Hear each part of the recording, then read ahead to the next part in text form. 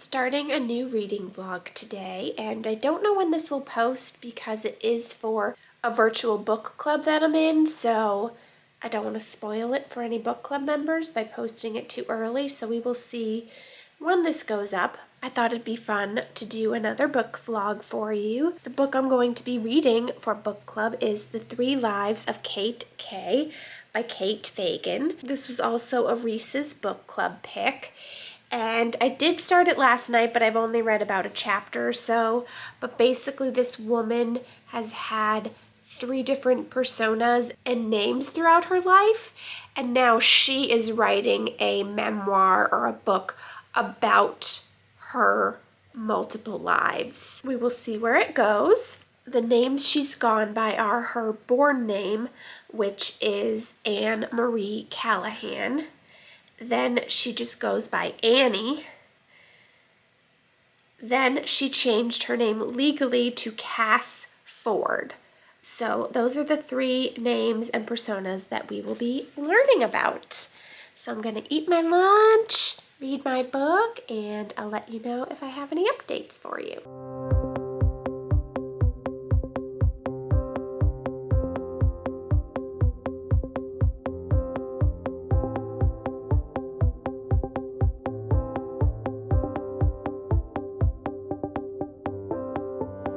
I'm now 34 pages in and feeling like this might get complicated and confusing. Let me see if I can make it make sense. Cate K is the author of this fictional book that we're reading, her memoir. But then we go to other characters, so we have a glimpse from her best friend's sister. Her best friend is Amanda, who she also has feelings for as they're growing up, but Amanda just sees her as a friend. We hear a little bit from Amanda's little sister. Then this last chapter I read is from an actor or actress. It's not really clear to me because they're also going under a persona. Let me go back and see if I can figure this out. They are being Rye Channing, which is who is a movie star, but that's not their real name or real who they grew up as, a shy girl from Lawrence, Kansas. There it is. So Rye is now a famous actress writing her snippet for the memoir about what it was like reading the initial script that she was given. The script being, let me back up. So Cate K, who we were previously reading as Annie, she's Annie as a little girl. That's what we've been mostly reading her as, but now we've jumped to her as an adult as Cate K. She's an author, apparently, a successful author whose books or trilogy have been turned into movies. And Rye plays one of the characters, Persephone, I think is how, Persephone, something like that, in the books, the adaptation of the books in the movie. So you can see where this is getting confusing, following these different time frames in her life, these different characters, the fact that we're reading a memoir by her, but she also has books and movies. Yeah, I'm hoping this gets simpler. But then it ended the chapter by saying that these books and movies become very popular. And Rye says, whenever the project comes up, I think immediately of one thing, or rather one person. Cass Ford, known to the world as Cate K. So there she's going by a different name. And how she broke my heart. So I guess we'll come back to that later because now we're going back to Annie and her childhood. So I'm just hoping that the fact that this jumping all around and all the different characters and different names for the characters, I'm hoping I can keep track of it all and it's not going to get too confusing. But regardless of all that, I am enjoying it so far. One thing I also wanted to add is that Annie and Amanda have a plan that when they graduate high school, they're going to go to Hollywood together and be famous actresses together because they both enjoy and are talented at acting. So that's one little tidbit from the past. And I think it's hopefully going to get less confusing from here. We seem to be going to the past, to when Annie was a kid, and then to the future with this character Ryan, this actress Ryan, who also goes by Rye, and kind of her story, her life, which eventually I'm assuming will intertwine with Cate's. So we will see. But as far as Ryan, she is gearing up for this movie and has just been asked to fake date, her co-star for publicity. Her co-star is a man. She prefers women, but has not told anybody except for her, I guess, agent. I'm assuming it's her agent, is the only one that knows. So there you have it.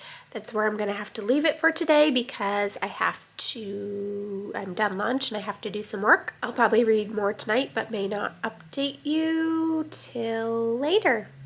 But that's the story so far. It is days later now and many chapters later, and I have not had time to update you until now. So I'm going to give you quite the update because I am now on page 152, and I think I was on like 30 something the last time I recorded. So I made some notes so I would remember what to tell you. So we now have more of Ryan's story, how she meets Cate. At this point in the story where I was, it's after Cate's first book is written. Nobody knows nobody knows the author's true identity, and nobody obviously knows that she's the author, and she is in hiding and is a mystery to them, is all that they know, is that this author's hiding from them. But Rye decides she wants to meet the author before doing the movie. So she gets some help from her agent and someone else who works for her.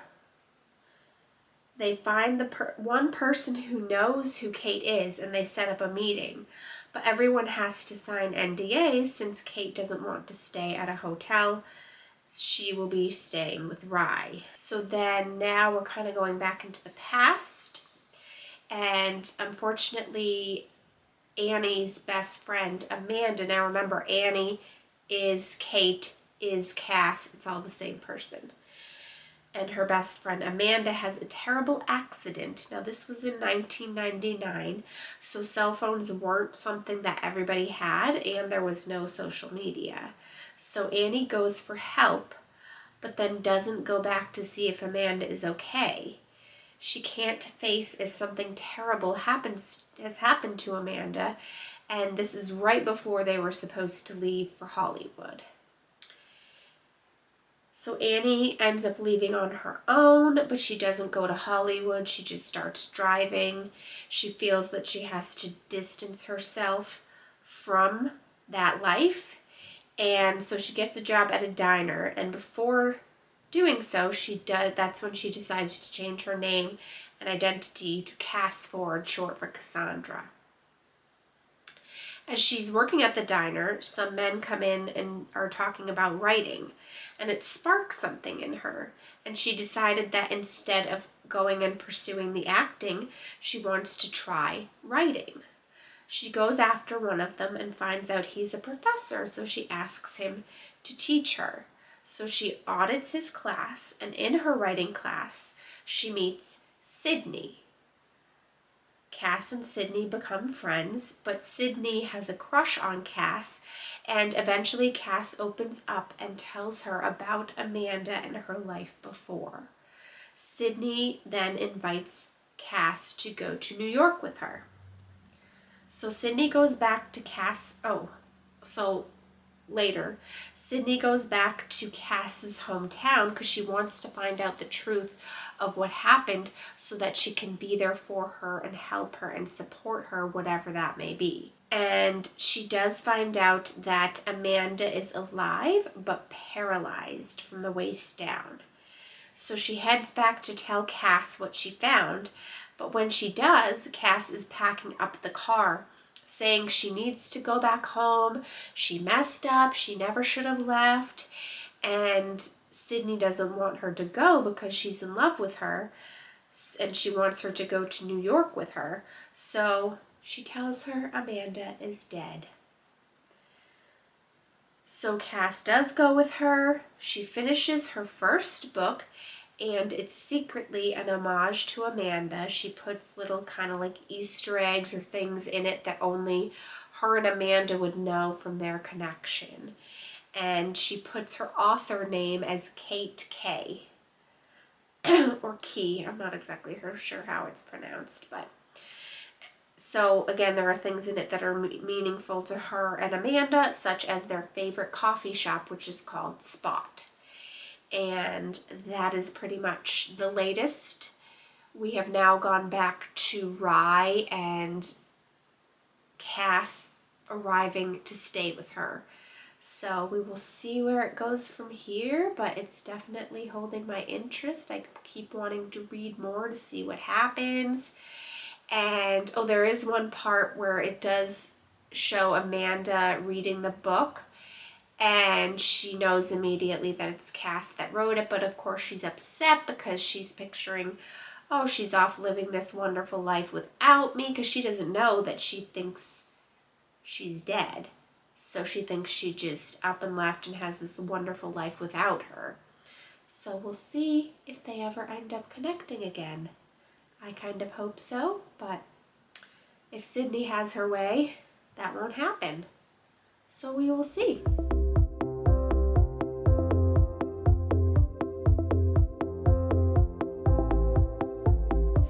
I have another book update for you from what I read last night. So Cass ends up staying with Ryan for a few weeks. They are attracted to each other and enjoying each other's company. Cass even decides that she's going to head to South Carolina, which is where Rye will be shooting the movie, and she wants to go with her while they start shooting the movie. She even ends up telling Rye about Amanda. Then, a short time later, before they could go to South Carolina or anything, Cass gets a call from a New York Times reporter saying that they know she is the author of this book, and as Cass anyway, and that she was involved with a death in her hometown, which makes it look like Ryan must have told, because she just told Ryan that story. But I don't know. I'm suspicious. I think it could have been Sydney, because Sydney is the only other one that knows that narrative of Amanda dying, even though she really didn't.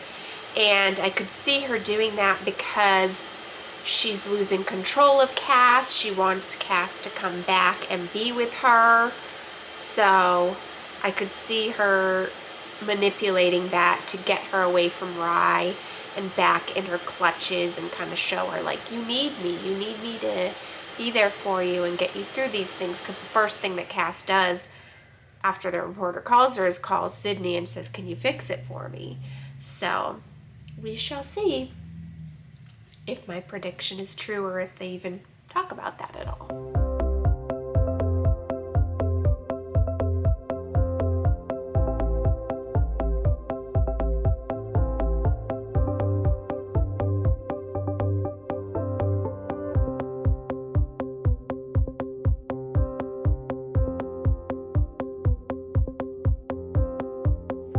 On page 223 and getting close to the end, but I have a few updates to share with you. One is that when Cass gets back home to New York, she breaks up with Sydney. She tells her, thank you for all of it, but we both know this is broken, and Sydney can't help but agree. Rye is in love with Cass, and she writes her a letter, but Cass has now left New York and doesn't want to be found, so she never gets Rye's letter, never knows how she really feels about her. And the funny thing is that Cass still goes to Charleston, where Rye is recording the first movie of her trilogy, but Cass doesn't look for her, doesn't try to see her. She's only kind of in proximity to her. And so instead she starts to write the second book of the trilogy so that Rye can keep playing the part. We also get some glimpses into Amanda's life, how things are going for her.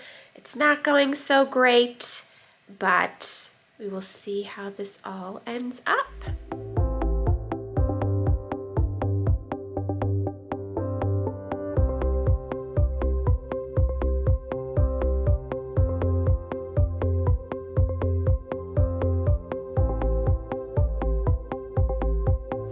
Another book update for you. We're getting close to the end. I'm on page 264, and it's been some time since time's passed in the book, and Rye decides that she wants to come out and doesn't want to pretend anymore.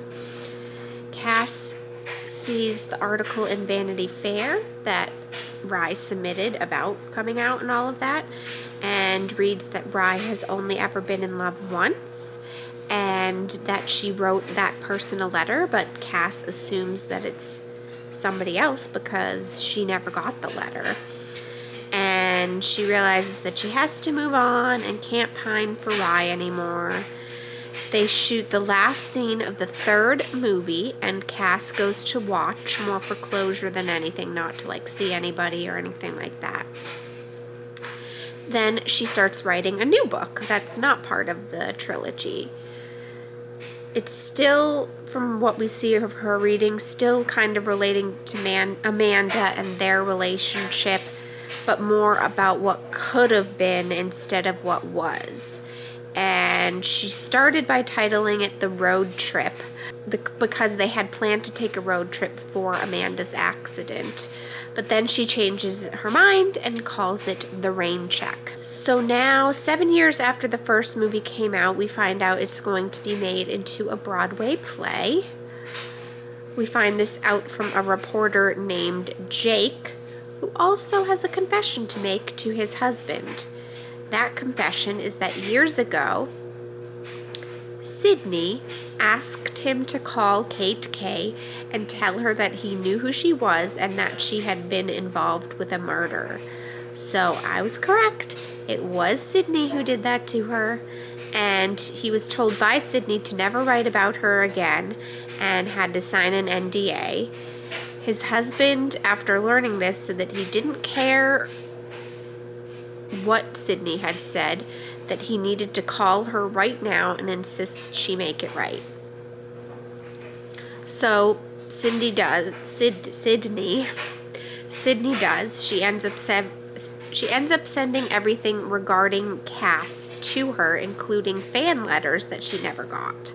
Sydney also writes her a note and tells her the truth, that she was the one that called the reporter and that Rye had nothing to do with it, and she apologizes. Of course, she doesn't tell her the very important other part of what she lied to her about, but there you have it. So that's where we've left off. I have a feeling the next time I read, I may finish it, but we'll see. So I'll keep you updated.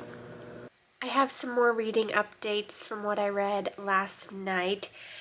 Then I'm going to read some more, finish it, and I'll probably be back with a final update.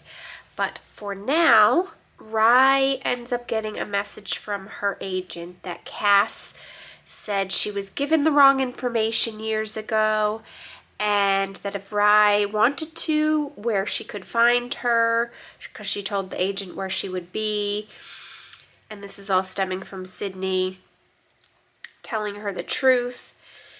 And then meanwhile, Cass is going through her fan mail that's been collecting over the years and she's never seen or gone through. And she ends up finding some fan mail from Amanda. And at first, well, she can't believe it for one, but at first the letters are short and angry. But then she keeps going, and in the last one, the most recent one, which was from about a year ago, Amanda tells her that she misses her and that life is not okay without her in it, and she wants her to come home. So she does, and they are finally reunited once again, and that's where I've left it.